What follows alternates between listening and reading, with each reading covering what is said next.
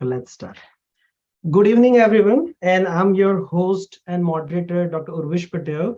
And I did my undergrad as an IMG, followed by that the whole USMLE journey. And I am right now running the clinical research training program in Research Update Organization. And I really appreciate that Dr. Mansouri has provided us the great podium or the medium to share all the experiences from this all extraordinary physician scientists who are with us. And with that, I would like to welcome Dr. Amit Munshi Sharma, Dr. Abhishek Reddy, and Dr. Kaushal Shah. Before we begin the process, I would like to go a little bit about their bio. Dr. Munshi Sharma graduated from Maharashtra Institute of Medical Education and Research College, BJ Medical College, Pune in 2003. Then he went on to do 5 years of Indian Armed Forces, and then he retired as major in 2008. Then he has started the USMLE journey, and he has done his Masters of Public Health from Syracuse University and completed his residency and fellowship in infectious disease from SUNY Upstate in 2016. Currently, he's working in Geisinger healthcare system, and he loves medical education, and he is slowly finding his way to enter in the field of research and medicine, both nationally and locally. And he has also having 70 plus citation and working on his file, and then just get the good news from the department. But he knows that process very thoroughly, so he's one of the very experienced physician that we can have advantage and have benefit from. We are having second doctor, Dr. Abhishek Reddy, and Dr. Reddy. I'm just giving 1 second. Yes, Dr. Abhishek Reddy has completed his residency training in psychiatry, fellowship in training in child and adolescent psychiatry, and sleep medicine fellowship. All his training was completed at University of Alabama. And after his University of Alabama at Birmingham, there are very few physicians in US with the background of psychiatry and sleep medicine. In fact, only 24 people in the nationwide we are having it who's having double board certification in psychiatry and sleep medicine. The interaction between sleep and mental health research during his training fascinated him. Hence, he joined clinical and research interest more focused in the interaction between sleep and mental health. As assistant professor and junior faculty at Virginia Tech Carilion School of Medicine, he take care of child and adolescents psychiatry patient in inpatient and outpatient setting. He also sees the patient with the sleep disorders like insomnia, hypersomnia, and parasomnia. And he has started the sleep curriculum and for the psychiatry training his at his hospital. He is active member of American Academy of Sleep Medicine, American Academy of Child and Adolescent Psychiatry as well. He has presented numerous posters on sleep and mental health and involved in the research related activity. He likes to train residents and fellow as well. And currently he is a principal investigator for the heading of a research of the relationship between the sleep depression and suicidal ideation in adolescents on the in his inpatient unit. And as I mentioned, that he's another one of the youngest physician who secure his green card through the whole journey of EB1. We are having the third physician. Welcome, Dr. Abhishek. We are having third physician, Dr. Kaushal Shah. And Dr. Kaushal Shah is also Masters of Public Health and did MD from India. He's currently psychiatry resident at Wake Forest University. He has contributed in FDA drugs approval and was a leading and integral part of clinical trial at his place. And Dr. Kaushal, the good part about Dr. Kaushal is he has secured EB1 before he has completed his residency. So we are having all three extraordinary physician scientists with us, and I hope that we are going to get maximum knowledge out of them. And before we begin any questions, I would like them one by one to share their journey of medicine in the EB1 in United States, so that they can enlighten us with the inside things about all this physicians EB1 program. We would like to start with Dr. Munshi Sharma. Thank you, Urvish. I think, I feel looking at Abhishek and Kaushal, I'm probably way behind. But again, as Urvish said, I haven't secured my EB1 as yet, but I've gone through the journey, and I would I'll be more than happy to share it with you.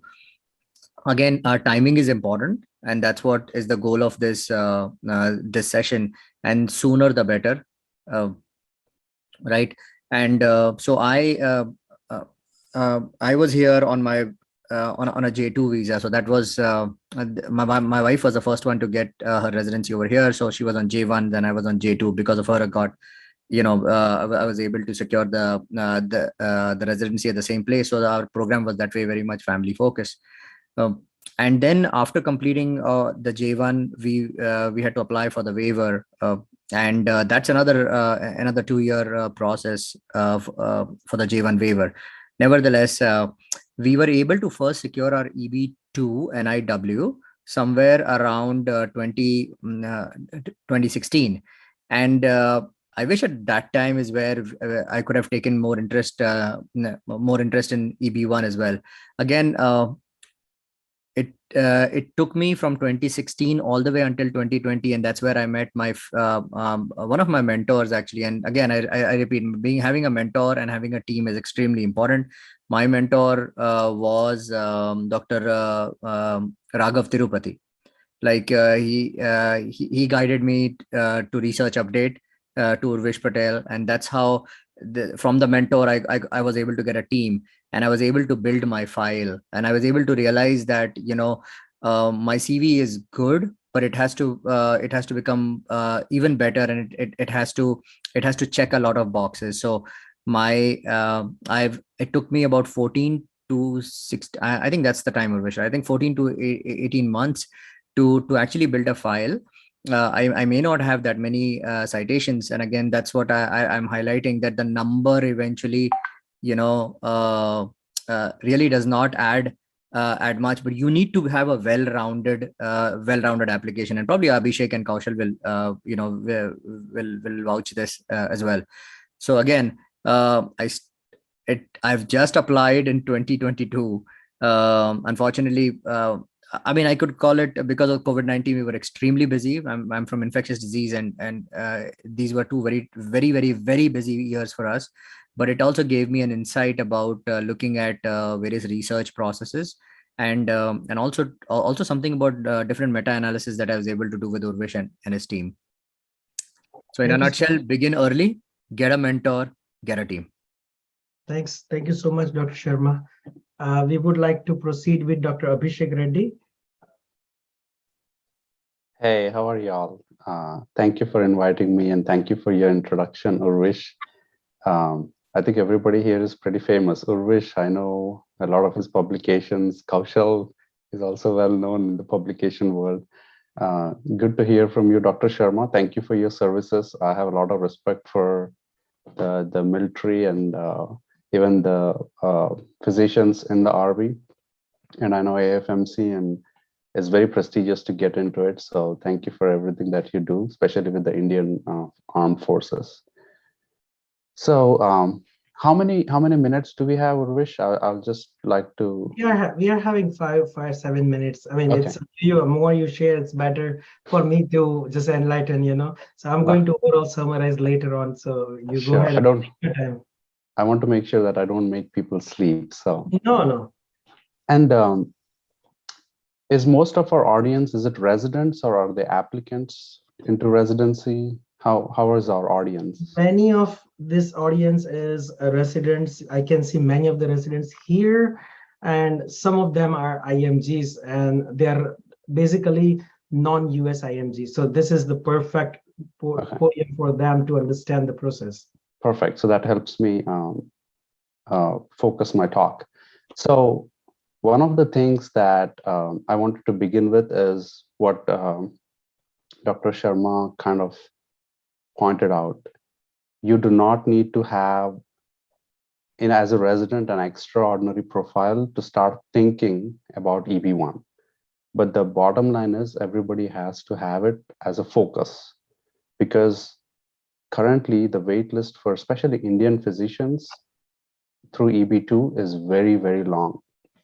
So even though you may not be research minded or you don't have like hundreds of publications, I think keeping that in mind definitely helps. I started my process when I was a fellow. So after my 3 years of adult child psychiatry fellowship and 2 years of child fellowship, in my fifth year of residency on H1B, I was on H1B at UAB.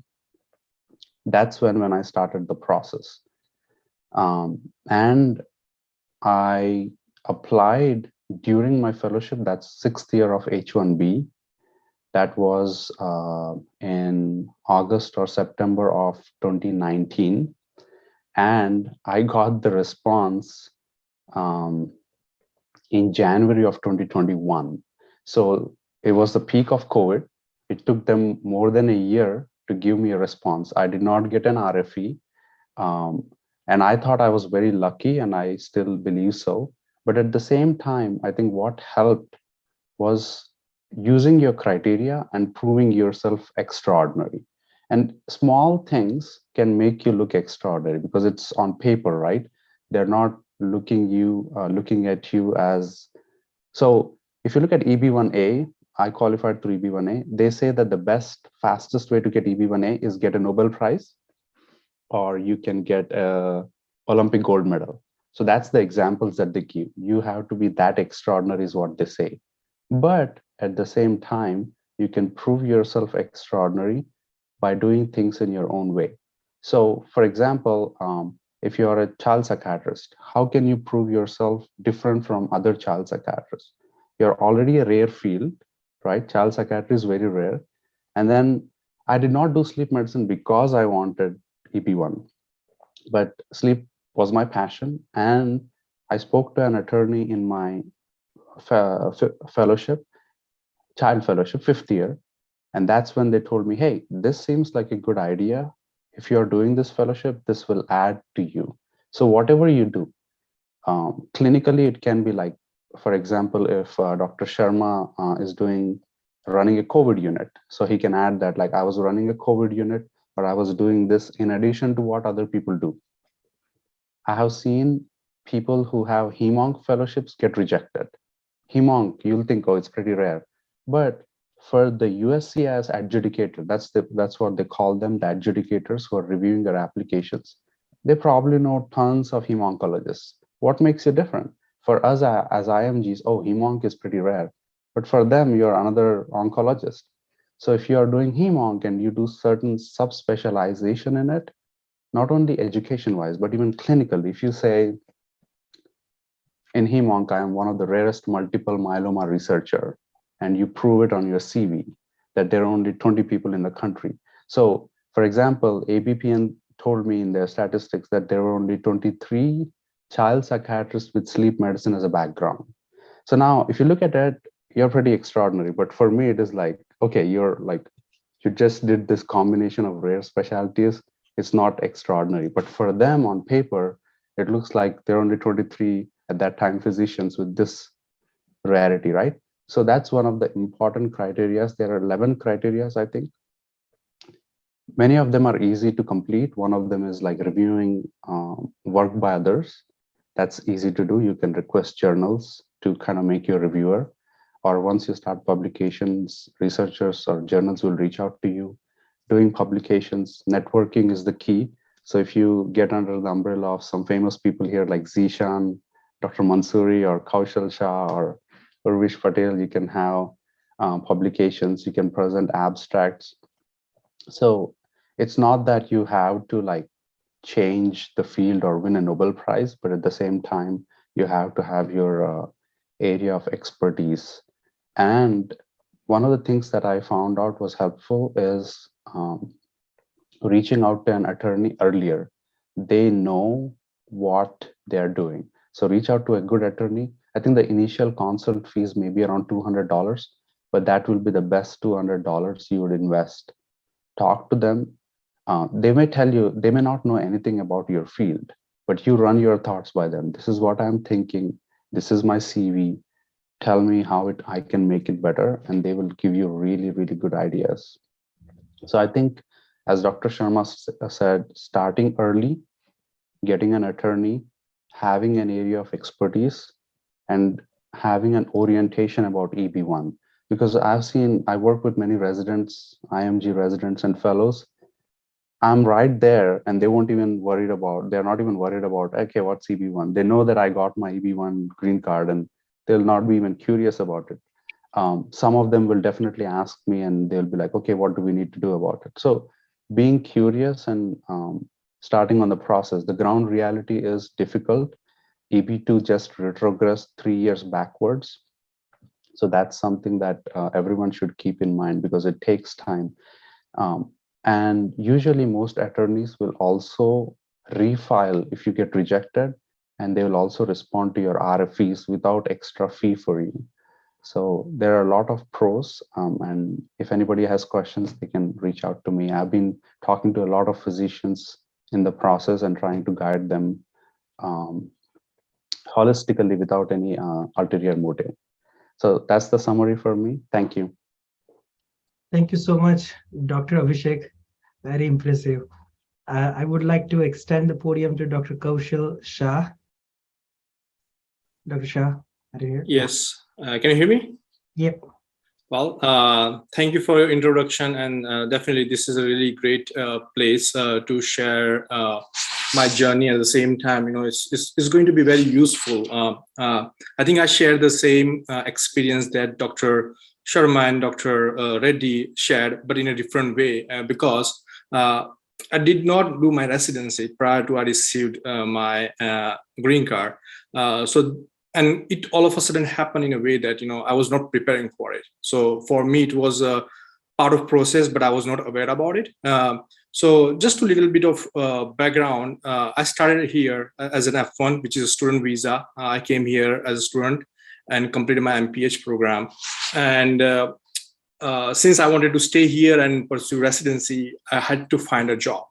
And that was a big issue. And I think it's a big issue for every one of us. When we are looking for a job, we need to deal with visa, how long the OPT will last, and how we can manage our status here while working here, or even find a work. But I was very fortunate that I landed up a job.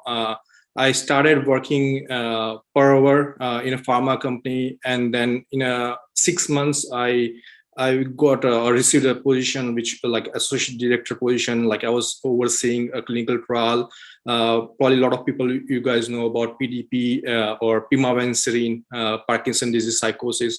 So I was working on that particular clinical trial, and we had like about 20 studies on that particular clinical trial. So I was working on it. They sponsored my H1B, and I was very happy. But at the end of 3 years, I had to kind of renew it. And at the time, it's something I felt that like I don't want to go with this path, like renewing every 3 years, or after 6 years I need to renew every year. So I didn't want to pursue that path for sure, and I was not sure when my residency will happen because I was just preparing for my residency.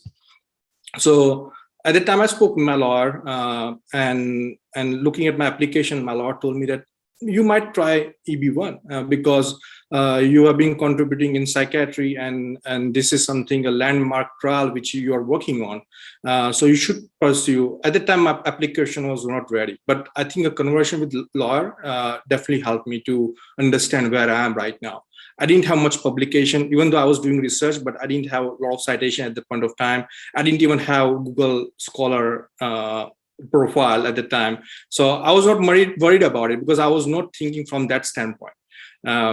But after speaking with lawyer, I started working on it because preparation or application preparation itself takes like a couple of months or 3 to 6 months. Like you need to write later, you need to write summary of evidence, you need to get letter of recommendation from the same field. I was working in a Fortune 100 company, so that really helped me to kind of get a big names under my belt, and also you can get letter of recommendation from someone who is expert in the field as well as someone who you work with. So if you have like 4 or 5 letter of recommendation, that's good enough. Start working on summary of evidence, and I think at the end of 2016, the drug got approval in 2016, and after that I felt that I should apply for EB1, and then at the end of 2016 I processed through my application. In 2017 it went through very easily without any issues. So I feel very lucky in that way, that like I didn't actually prepare for it, but in the same way, you know, I was working towards it without knowing about it. So, but when I see a lot of stories, and when I hear a lot of stories about how EB1A could be competitive as well, so I think it's better for us to start working on it from the very beginning. I know like everyone is extraordinary. The only thing is like just we need to make sure that like how we can put it on our CV, right? Building a CV is the most important thing. Like as Dr. Reddy and Dr. Sharma mentioned, that you can start publishing it, you can start reviewing as a peer reviewer, you can start publishing in a good journal with a higher impact factor. They will look at the citations and who like and where you got cited actually, like whether it was just in the United States or all over the world, you know, so that's something they can trace as well. So that is something very important. How impactful was your study, and how did that change the course of that particular field, or had a global impact on it? So they will look at that as well. Like for that, we don't need to always do the original study. Like if we just work on a good research paper and publish it in a good journals, I think that's good enough. But citation doesn't come immediately. It depends on the study. It takes maybe 6 months, or it may take 2 years or 3 years. It depends on what topic you are writing on. So I think preparing from very beginning is very important, and I think we have the tool, enough of tools we have as a physician that we can work on it. And I think most of us are from the subcontinent, Indian subcontinent, so probably our journey is a little bit longer in terms of if we apply for EB2 or EB3, we might not end up getting a green card in 20, 25 years or 50 years. So knowing that kind of bottleneck or issues with our particular region is very important. Even in EB1, we have 3 categories: EB1A, EB1D, and EB1C. Most of the physicians apply in EB1A. EB1B is someone like professors, they can apply for it, and it should have employment letter. So EB1A is the only category where you don't need any employment letter. You can apply, you can self-sponsor yourself. And there are a lot of good websites, but I would say like just go on the USCIS, enroll into your monthly newsletter so that you know where we stand, because EB1 had its own challenges, you know, like it might happen in 6 months, or it might take maybe a year or over a year to get it. But knowing some kind of basic stuff really helps to plan further. Thank you so much, Dr. Shah. So I really appreciate the journey of all of you 3 guys. I feel, let me a little bit summarize here. Some of the guests are even non-Indian. So the good news for the non-Indians are the priority line or priority date is like very near. So the amount of the publication, the amount of the citation which Indian category physician or Indian born physician require, that's going to be 1/3 number if we are talking about non-Indian. Even the priority for EB1, EB2B or EB1A or NIW, it's a lower challenge when it comes to non-Indian physician. If they begin the journey, let's say early, then they can wrap up the whole journey within 1 year. That is that easy for them if you understand, as Dr. Shah mentioned, if you understand the journey very well. And according to Dr. Abhishek, he's very right that having a lawyer initial 1 hour, half an hour consultation could be very helpful. And in our future events, we will try our best to even bring lawyer on board with a very small amount of free of cost. We can see what we can do. So that way you can interact with lawyers even one-to-one. And we are having many lawyers, the popular lawyer, which Dr. Abhishek Reddy wrote it. So those people can come and share their experience one by one. That would be a very great idea. One more thing I would like to quickly emphasize on the way Dr. Shah mentioned the different types of EB1. I can summarize his quick EB1. EB type, employment based is the full name. The people who don't know, the IMGs or non-US IMG who doesn't know about that. So that's the employment based green card. Could be 1, which is first preference, 2, second preference, 3 and 4th, and so on. Usually scientists or physician who apply from their hospital is a simple category where employment based second preference, which hospital is applying after you finish your residency and joining them as a hospitalist or whatever way you want. But that priority date right now retrograde by 2 more years. So now it's right now around 2012. And for engineers, it's even difficult because their waiting period is even longer than even physician. But considering this waiting period is also considering 3 years of residency, 3 years of fellowship, or 3 years of waiver job, and then they apply. So that's going to be approximately another, think about 9 to 10 years. So this is what somewhere the number is coming according to the rough calculation. Every year it's not increasing the number. So that's another problem. So the solution is, as all the physicians are describing, that usually people apply through NIW physician category or NIW research category, and that NIW will give you or secure you priority date. Using that priority date, then by the time your CV is become extraordinary or the 10 criterias or 7 criterias, whatever we are having it, those criterias once you reach, then you change your file to EB1A extraordinary physician scientist. We'll quickly discuss a lot more insight about EB1B, which is very unique way which we figure out in a last few months that can help even to expedite the process. So this is a EB1A extraordinary physician scientist or EB1B outstanding researcher. The criteria, you can Google it, so I will not spend much time, but as Dr. Shah mentioned, for EB1A, there are 11 criteria in a new section. There were 10 before, and out of 11, 7 criteria you can easily match, and you just require 3 out of all these things to match. And as Dr. Abhishek mentioned, that what 3 you want to pick or what 4 or 5 your lawyer is picking, that is up to you,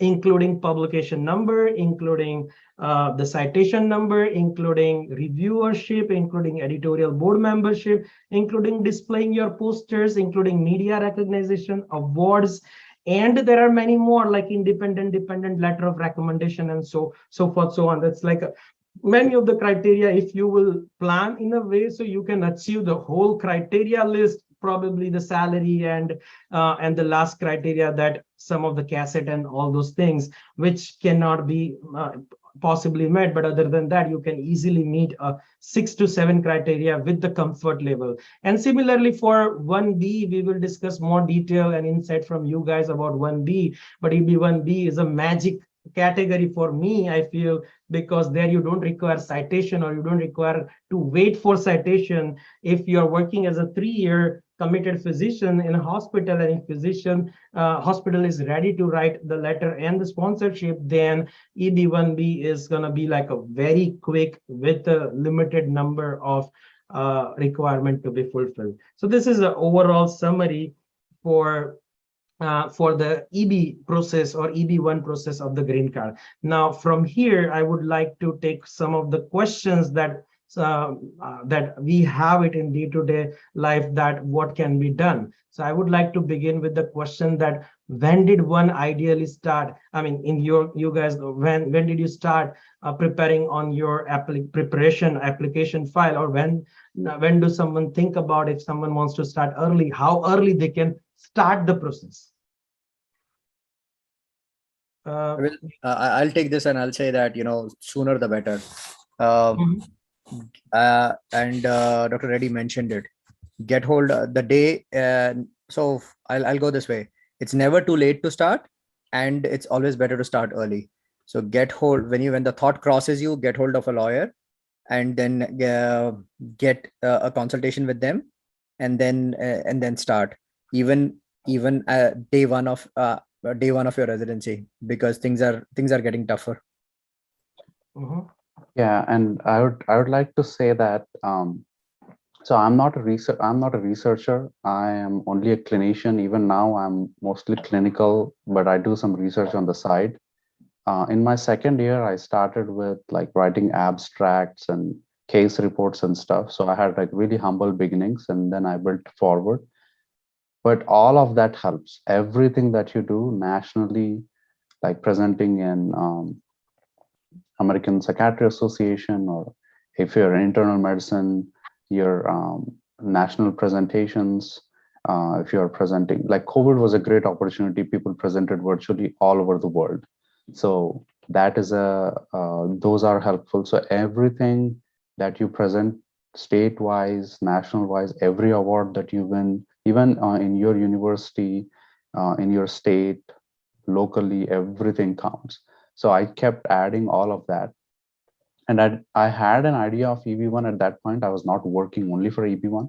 But as soon as I came in my fellowship is when I realized, or when I started to work on the process of application, and I realized all that helps. So pick your mentors, reach out to your attendings, do as much as you can. And you know what? It doesn't only help. So it's not only for EB1. When you when you work on abstracts, you read 10 different papers. When you're writing a case report, you read 20 different papers. True. All that adds to your knowledge. So this is not only for EB1, it improves your knowledge. It helped me gain recognition in my own program. Clinically, everyone does great. All the residents work hard. But the way you can differentiate yourself, even in your residency, is by working on research posters. That's how they recognize the we at UAB we had a weekly newsletter of our department. Here we have a, so everyone knows me by name because like my name is there on the research projects and stuff, and every time like this guy presented this and did that. So it's not only to become famous, but also you read 10 different things. It helps improve your knowledge. And we have come all the way from a different country here, not to only do one thing, right? We are here to do multiple things. So improving our knowledge, getting EB1, I think all of that is very helpful. So anyways, the bottom line is start early and get an attorney early. Yes. I have one specific question, that when we use the word you consult the attorney early, what does it mean when it comes to is there a someday everyone today decided to go for EB1 and everyone will start finding attorney. So is there any minimum criteria or any minimum thing would you like to describe that point it's a time to have attorney enter in your application? Is there any specific time you would like to recommend? That is a very good question. So everyone has a reason why they will get an attorney, right? So some of the friends that I were working they had like issues with their family or something else going on. Someone 6 years on H1B, you can be only on H1B for 6 years. That was terminating. Someone was having some issues. But I think the best way or the best timing would be after you gather some research experience.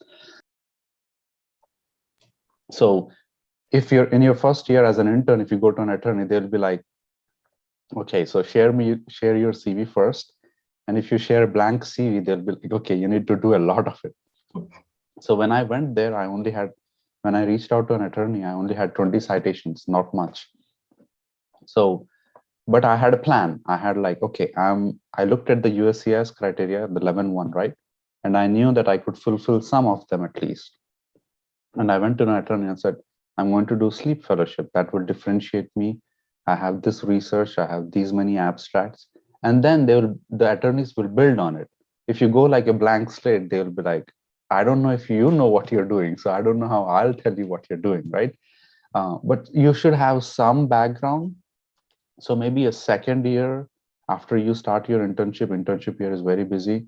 Second year is the time when you consolidate your career, like your residency, and then you're doing some research projects.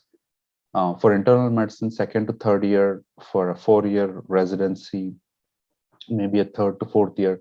If you're doing a fellowship, well and great, it helps you differentiate. So if you're doing a fellowship, the fellowship time would be a good time when you start, because most of the friends I know who reached out to an attorney was in their fellowship. Because they could differentiate themselves. They already had some research background, they had some citations. Research start early, attorney, maybe you're in your third year or in your fellowship year, if that answers your question. Yeah, thank you so much. One thing I would like to add, Urvish, here is, and I agree with Abhishek here, is start making so on day one, let's imagine you're in residency day one, and you think about EB1. So that's the thought goes through your mind, and then start to design your CV based upon the 11 criteria. So basically you can make 11 different files if you want to, or if you kind of make 11 different folders and start putting things into them. And when you have, and that's where you can take I take segue from what Abhishek said, that you can then basically, once you have stuff in it, then contact the attorney, but kind of start designing your CV based upon the criteria. It's not our job CV, it is not our ECFMG CV. It has to look like those 11 criteria. That's very well said. That's very well said, actually. So usually people believe that I am doing research, that means I'm eligible for EB1. That's not called focused EB1, that's called focused research.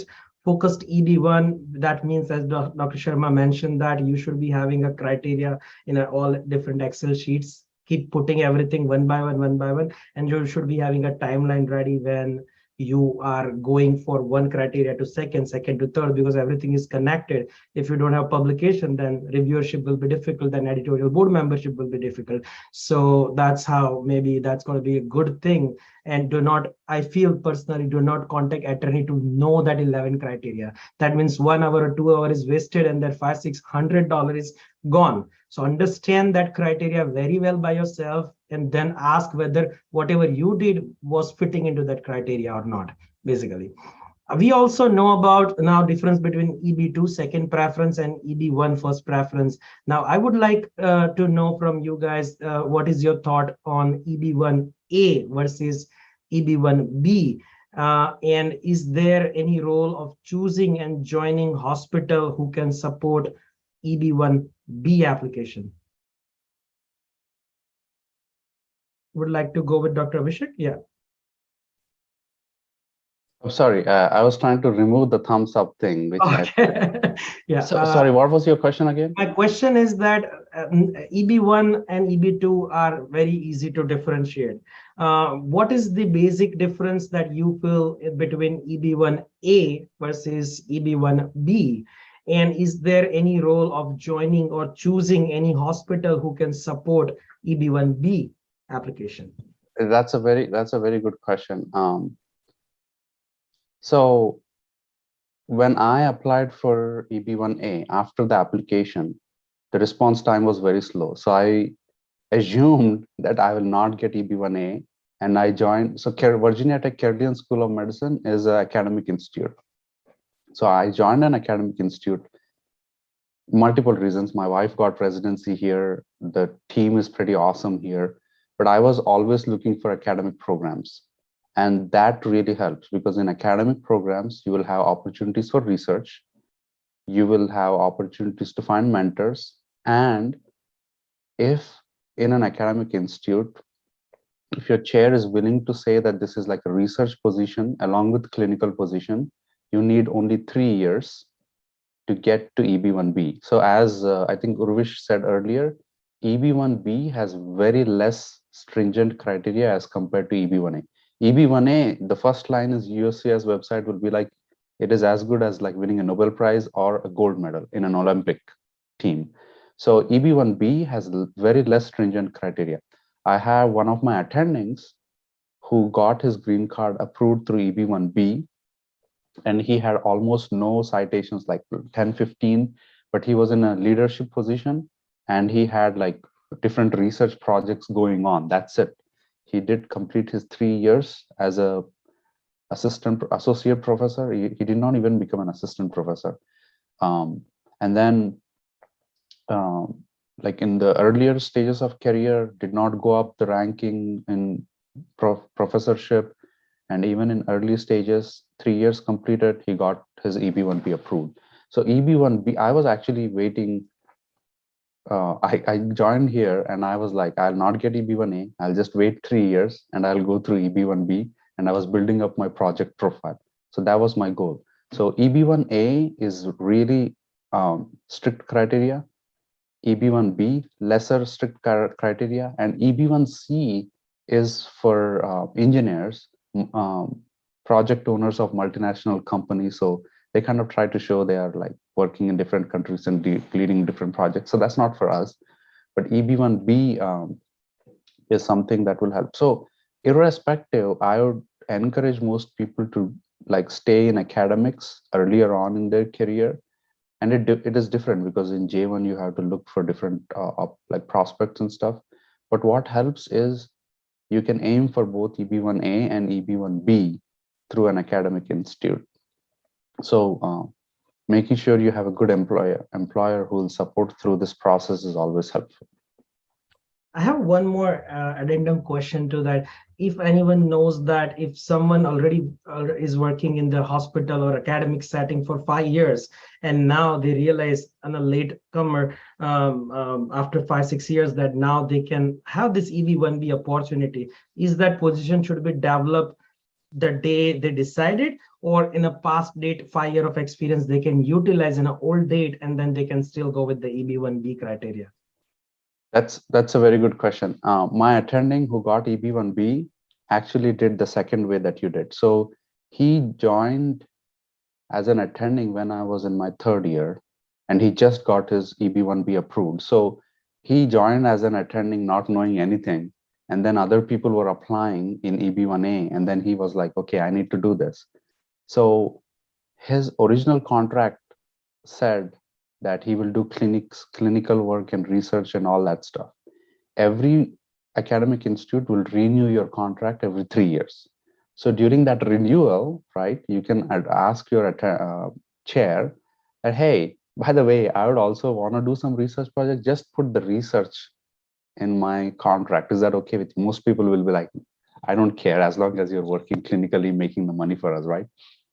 So you ask them to do that. Once the research word is put in, and it's not hard and fast that the research word should be there, but EB1B criteria says that you have to be like a research professor or something.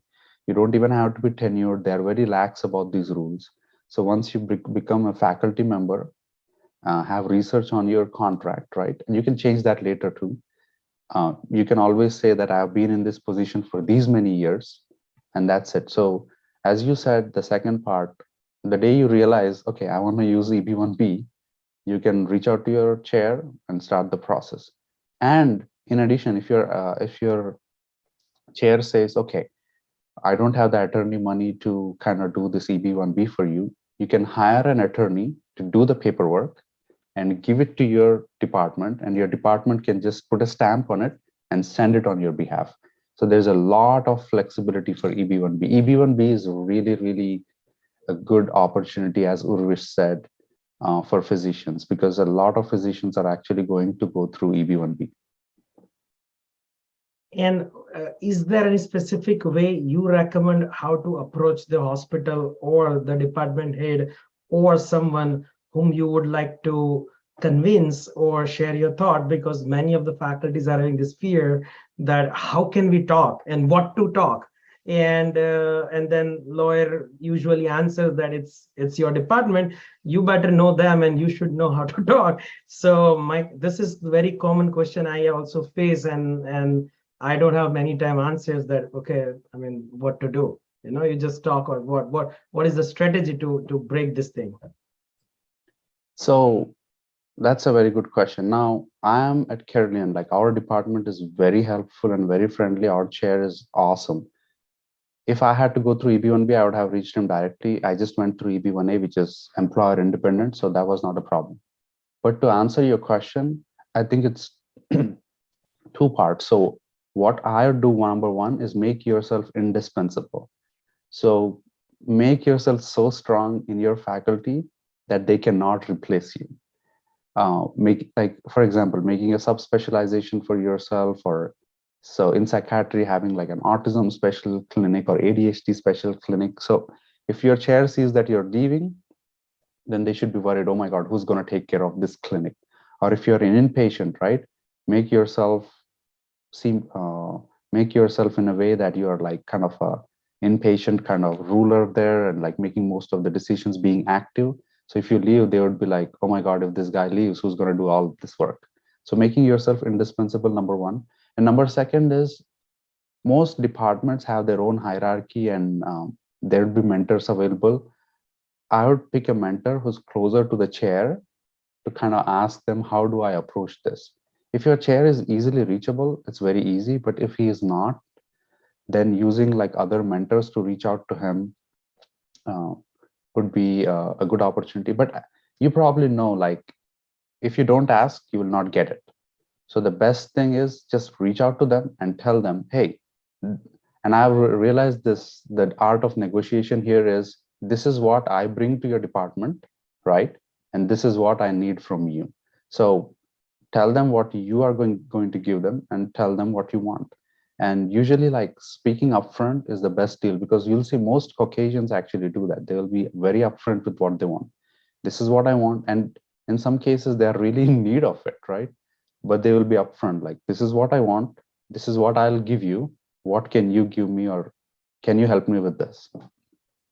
And if these people are so unreasonable, they don't want to help you, then I think it's a point where you need to look into other opportunities, because this is something which is very close to you. If they're not going to help you, you probably should not stay there for long, or have an exit plan. That sounds great. I'm having a few more questions from the our other participants as well. Before we jump to that questions, I would like to, Dr. Patel, I would like to add on that. Like, I think that these are some of the great points that Dr. Reddy mentioned about, reaching out to chair and leadership. At the same time, a lot of people, or a lot of local people, they don't know much about the immigration.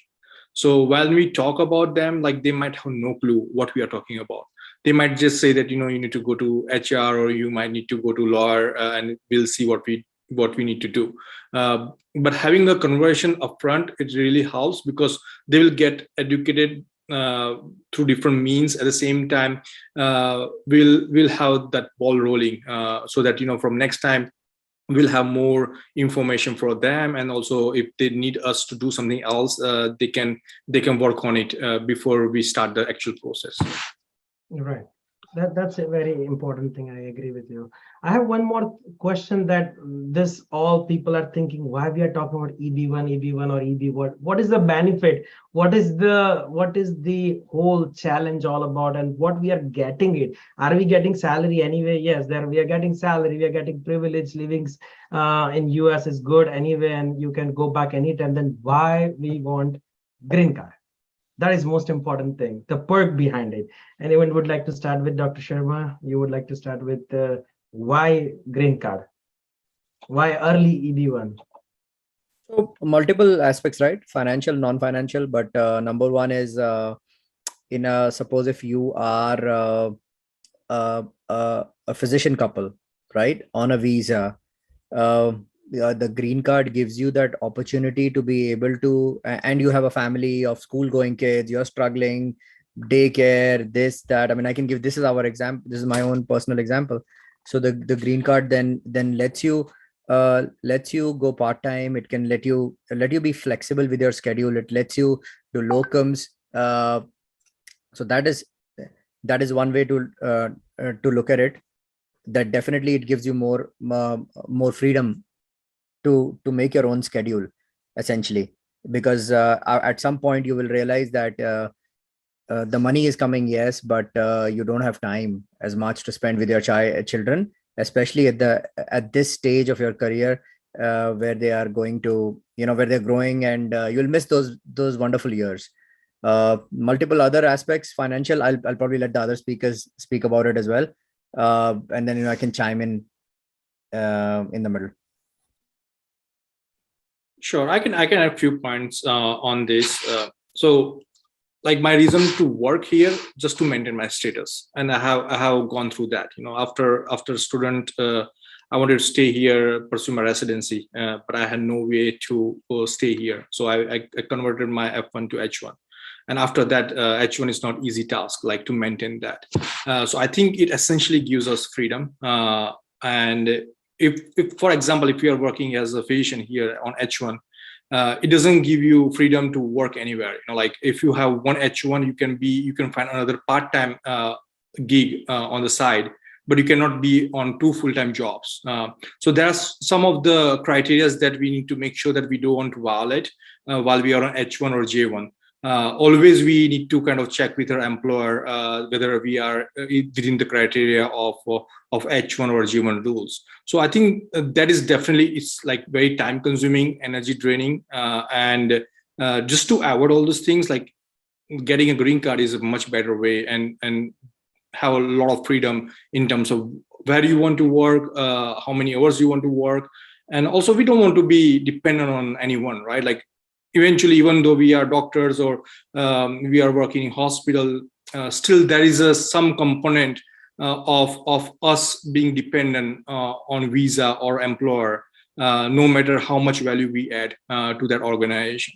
And I don't know the exact data, but like I know like a lot of my friends from engineering and also in medical field, they always feel that when you are on visa, they definitely give you a lot of work, kind of getting abused in that way that you cannot negotiate a lot of things that you want to negotiate, and when you want to say no, you cannot do that. So I think that is a bottleneck, and definitely we don't want to be on that side. Yeah, I think just to add a couple of things, I agree. Like you don't have flexibility on a visa, and the way I used to see having a visa is like you're like a child and somebody needs to hold your hand. That is the exact definition of a visa. If somebody leaves your hand, you're lost because you don't have an employer. Even if you're on H1, you're on J1 or any other visa, you always need somebody's hand to hold on to. Most of the times we are usually lucky, employers will be good, but things keep changing. In academics, chairs keep changing. In non-academics, bosses keep changing. So you are left at the fantasies of some other person. He might come in and say, I don't like people from other countries, right? Or he might come and say, I don't think this specialization needs to be this big, or I need to downsize it or whatever. So I think that's one big thing. And if you have a green card, you can dictate the terms. You can tell them what you want with more confidence. When on H1, you can't ask the person who's holding your hand, hey, I want to go there, right? You have to go where he takes you. But on a green card, you can be like, yeah, I want to carve a slightly different path. Is that okay? Just like Caucasians do. They will also have some limitations, but you can ask more. And the second, I think, important thing is the problems with stamping. Every time you go to India, you have to have the stamping thing. You have to give your passport there, wait for it to come back. That I think is a second big problem too, because you can be stuck in India. You have your house here. You probably have your family here. And with us growing, our parents are aging in India. So you will have to go to India and come back. They can't come here all the time. So I think those are the two big things we should be thinking about, in addition to other financial aspects, which Dr. Shah and Dr. Sharma mentioned. And nothing highlighted more than the COVID pandemic, right? You would have India blocking, or your country stopping, then the free entry wasn't there. Then you're stuck. You're really, really stuck. So there were a lot of people, it was very stressful for a lot of people. Family members are sick. You don't know whether you have to go. You don't know when you can come back. So I think you said it very right, the stamping part. Yeah, and it's the same even now. Like my brother-in-law and other family members are looking for stamping for H1. They don't have slots. Everything gets booked up super fast. The embassies are delaying it. It's only Dropbox. So even now, the embassies are not working full time. I would also like to add financial freedom to that aspect. Usually it's like another whole session if you want to, but give you a very brief summary that will make you financially independent to invest your money in a different ventures that can ultimately reduce your tax bracket and tax 40% of the state tax or federal plus state tax. Is going to be a huge saving on a tax point of view, but that's something we can think in a whole different session. But according to me, I agree with all of you that a stamping issue and going to India, and then you won't believe, like, it's been almost 6 years I didn't go to India because of the same issue, same issue of that. But still, for me, was not that huge issue because I was like, that's okay, parents can come and still manage. But the biggest relief for me was the financial freedom, investing where I want to invest and save a lot of money in taxes. That was insane. Dr. Patel, you need to give us more advice on how to save money from the tax bracket. Tax bracket is a killing thing in United States for, I think, for every one of us. That's the huge saving. One more question I'm having it from Dr. Amruta, that any feedback on how to increase the citation for existing publications? I have one suggestion from my experience that, of course, because you're working in a group, so share your publication in the group so other people who are doing that, they can cite your work. Do the publication in a very common field where maximum research is going on, like cardiology, infectious disease, as Dr. Sharma said, COVID. So that will make sure that your publication will get more citation and visibility in other field. And the third one, which we are using it, is the typical term search engine optimization, which is completely legal. And all these journals like JAMA and Curious and all other small to big journals are doing it. By doing search engine optimization, you can increase the visibility of your study. And that's why open indexing paper or publication work get highest citation, not because of its open index, it's because of it they use money of article processing cost in the search engine optimization of your paper. That is what I feel for this 3 point. Anyone would like to add something? Yeah, and I think in addition to that, I feel like, you need to be visible. Like, this is the day of age, like, where if you're not visible, that you're gone, then definitely, like, we need to create ResearchGate profile. If you are active over there, people will notice your work. As you mentioned, like having published in open access journal, that definitely helps. Like, I can provide you my example.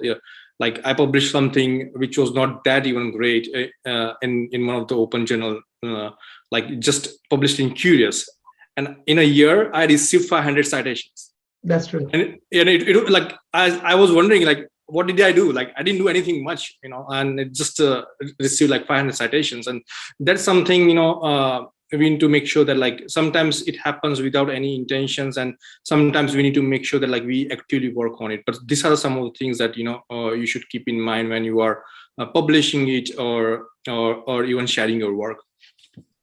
That's also, like, if you're if you're in a group, that definitely helps, as both Dr. Shah and Dr. Sharma mentioned.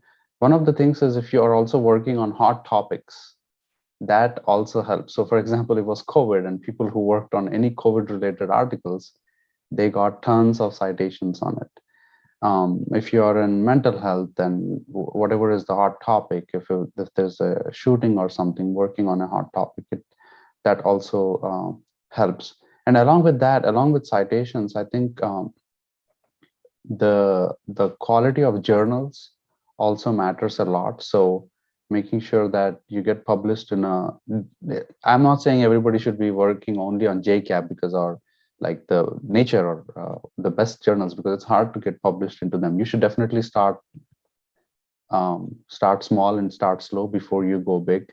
But having multiple projects also helps, because you never know which article is going to be cited. So being involved in multiple projects also helps.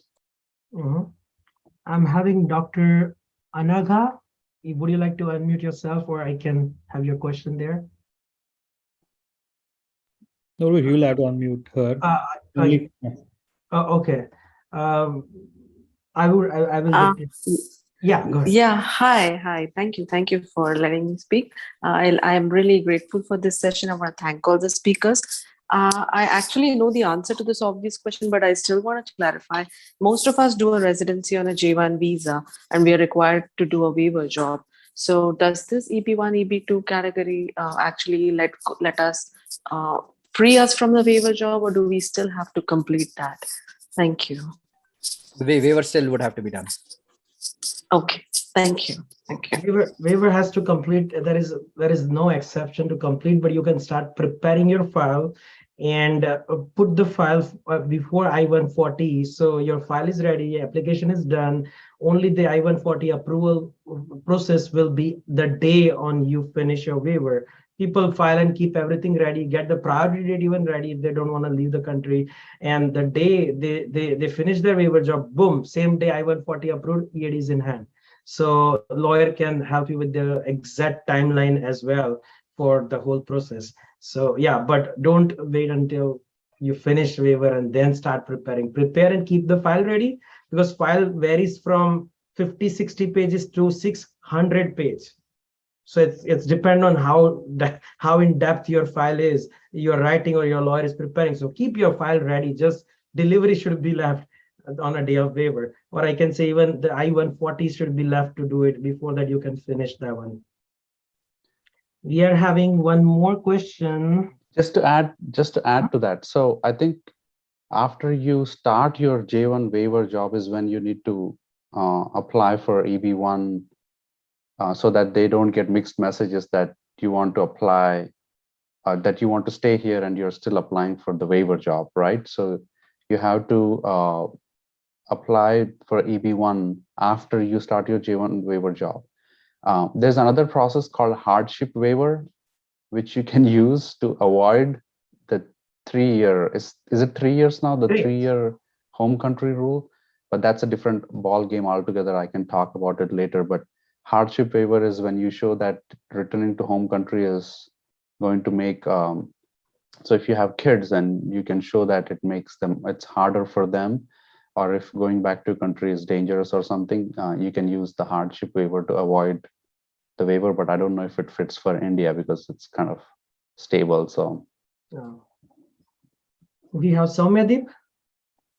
Would you like to unmute yourself? Hello, hi doctors, hi.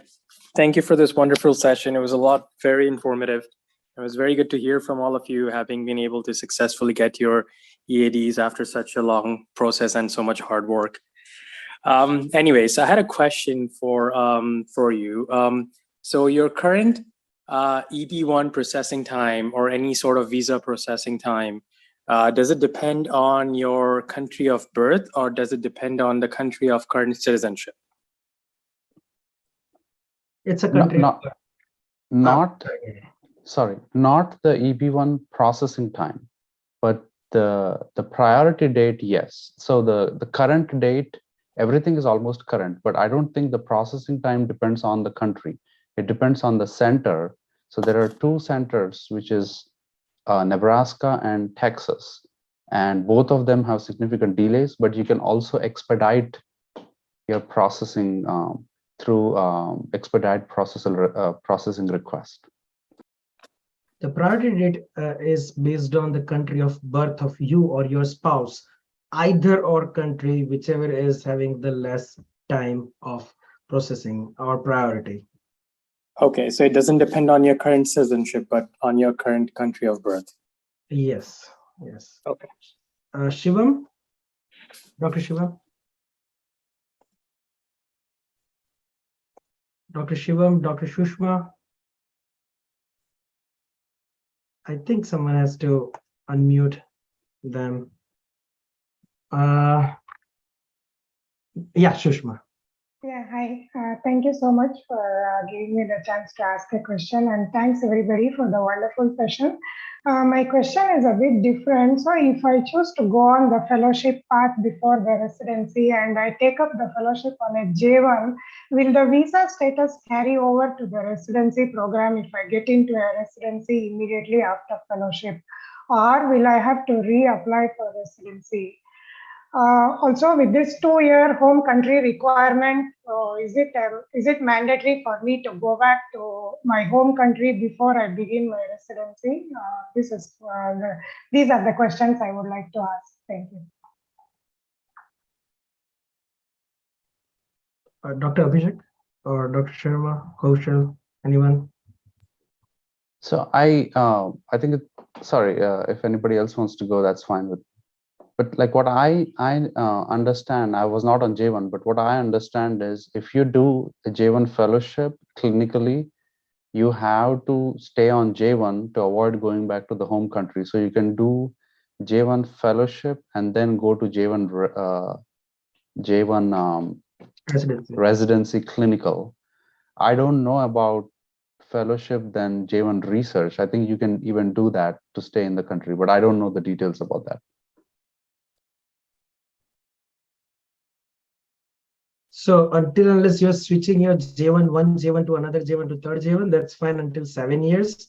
After 7 years, you have to start waiver job. If you cannot do waiver job, or if by chance if you don't get the waiver job, then you have to go back and serve 2 year, not 3 in India or any other country, 2 year serve back there, back home, and come back on whatever visa you are having. The new visa could be F1, could be H1, could be green card, any visa could be that. But you have to go back after switching all the cycle of F visa. I know someone who switched after one by afterward, and finally he didn't get the job because he could just finish F1. On a J1 1 year of residency and didn't finish second and third onwards, so didn't get the job here. So that how to go back, finish 2 year, made the research CV, and again apply for EB1A from India, and then get EB1A and green card, and then completed second and third year of residency. That's how also I have seen one of the candidates. So it's, yes, it's interchangeable, but you have to finish the waiver job. Yeah, there is one caveat to that. After 7 years of J1, there is an additional year you can apply for. You have to prove that that 8th year is necessary. And that approval has gone through for lots of folks, and it can easily be done if you really have to do it. The only problem is the more subspecialized you are, the tougher it is to find a waiver that like caters to your job requirement. It would be more of a general position more than a more specialized position. And there is also something called the O1 visa, which is a little brother of EB1 visa. That is also an option if literally like your waiver gets rejected and you don't get anything. You don't have to go back home. That O1 is definitely an option, although it's a slightly tricky option, but it is definitely possible.